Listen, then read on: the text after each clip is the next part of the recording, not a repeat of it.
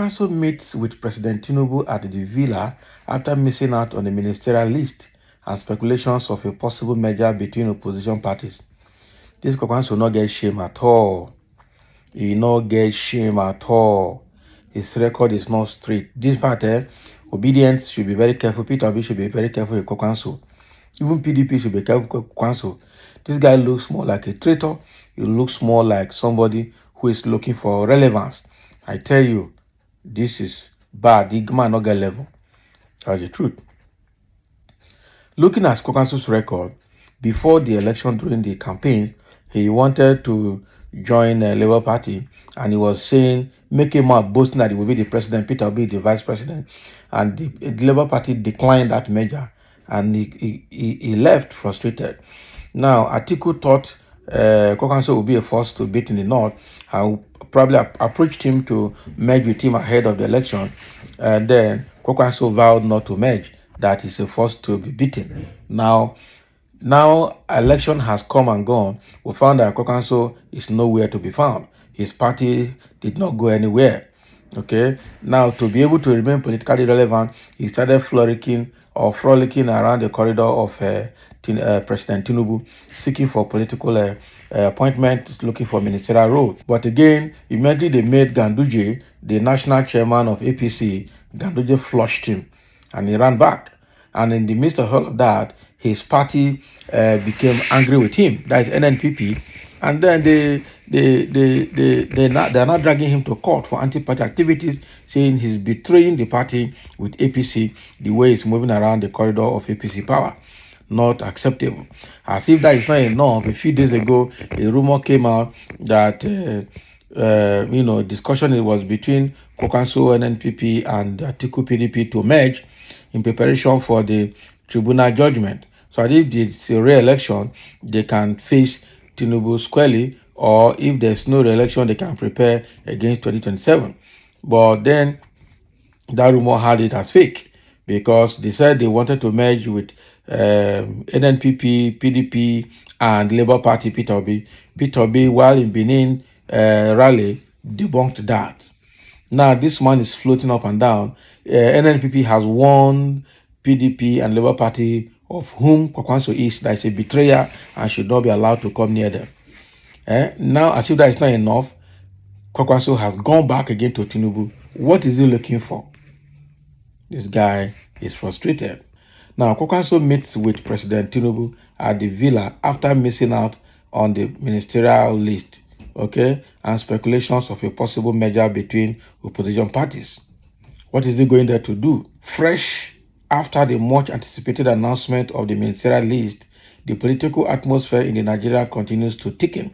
A recent meeting between President Tinubu and Kwankwaso at the presidential villa has added another layer to the intrigue. It is noteworthy that both political figures had vied for the nation's top position in this year's election. While President Tinubu emerged victorious on the APC ticket, Kwankwaso, representing NPP, came in the fourth place. Okay, the recent rendezvous marks their third meeting, okay, since the election result was declared. The duo first met in France, where President Tinubu took some time off post-election. Their second interaction was shortly after Tinubu's inauguration, and now the latest encounter. The political grapevine is abuzz with speculations, particularly because these talks come hot on the heels of Kwankwaso's unexpected exclusion from the ministerial appointment, despite strong rumors suggesting his inclusion. The atmosphere further intensified after former PDP presidential candidate Atiku Abubakar visited Kwankwaso. Rumors are now rife about a potential merger between major opposition parties, PDP, Labour Party, and NNPP, which we know is not going to work. As with all political maneuverings, only time will reveal the true intentions and outcomes. For now, Nigerians watch, discuss, and anticipate the next moves in the nation's ever-evolving political landscape. So all this is just telling us that Kwankwaso met with Tinubu. What did they discuss? We don't know. But I know that Kwankwaso is looking for recognition, looking for relevance, looking for reconciliation, looking for ministerial appointment or political appointment in Tinubu's government. That is exactly what I see here, nothing else. Somebody say pressman with false insinuations. So what are the insinuations? Dr. Rabi is not seeking for any political appointment. Some people don't know who he stands for. These are friends of over 30 years. I can tell you authoritatively that Dr. Rabi Kwankwaso, a joker, has collected facts from Mr. Obi and Alhaji Atiku, now collating and analyzing it to Mr. President. Exactly. That is a betrayal we're talking about here. Even his party said it's a betrayal.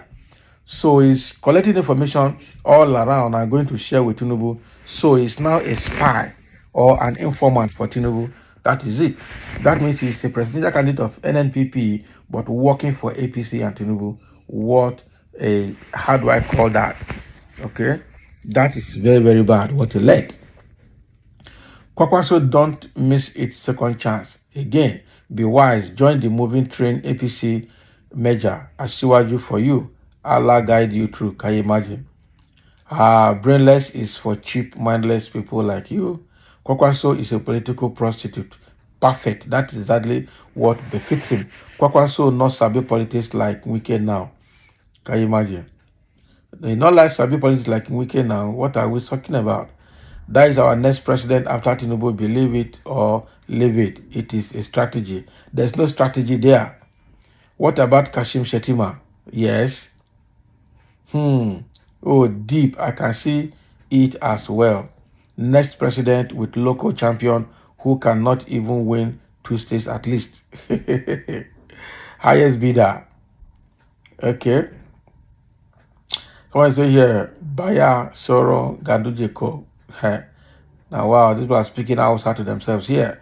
Why is he running from poles to pillars? Because of position. Why is he desperate?